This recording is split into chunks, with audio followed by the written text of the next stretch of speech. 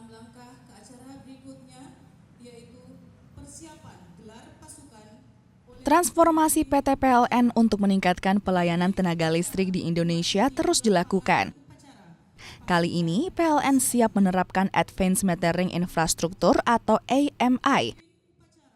Salah satu unit induk yang siap menerapkan transformasi ini adalah unit induk distribusi Sulawesi Selatan, Sulawesi Tenggara, dan Sulawesi Barat. Mereka bersiap melakukan transformasi dengan menggelar apel petugas dan peralatan di Makassar, Sulawesi Selatan. PLN Unit Induk Distribusi Sulsel Rabar pun menyiapkan 210 petugas khusus yang akan memasang 55.000 lebih smart meter AMI di rumah pelanggan. Bagi para penggunaan smart meter AMI nantinya akan menerima layanan lebih fleksibel. Pelanggan pun bebas memilih layanan pasca bayar ataupun prabayar.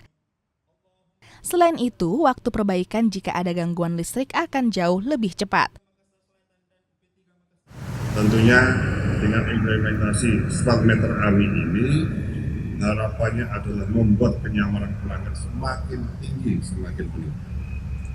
Selain itu, smart meter AMI ini nantinya para pelanggan bisa mengetahui profil beban sekaligus besaran tagihan listrik yang berjalan secara real time melalui aplikasi PLN.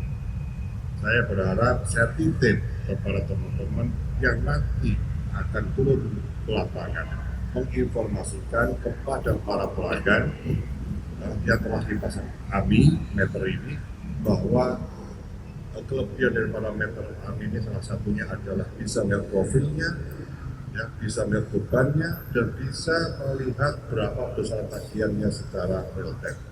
Selain itu, melalui penggunaan smart meter AMI, pembacaan meter yang sebelumnya dilakukan secara manual atau door-to-door kini bisa dilakukan secara digital. Petugas pun hanya akan datang ke rumah pelanggan untuk melakukan pemeliharaan atau pengecekan jika ada gangguan.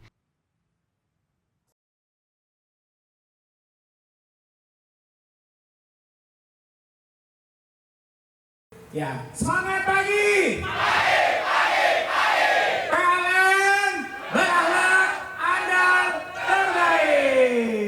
Tim Liputan.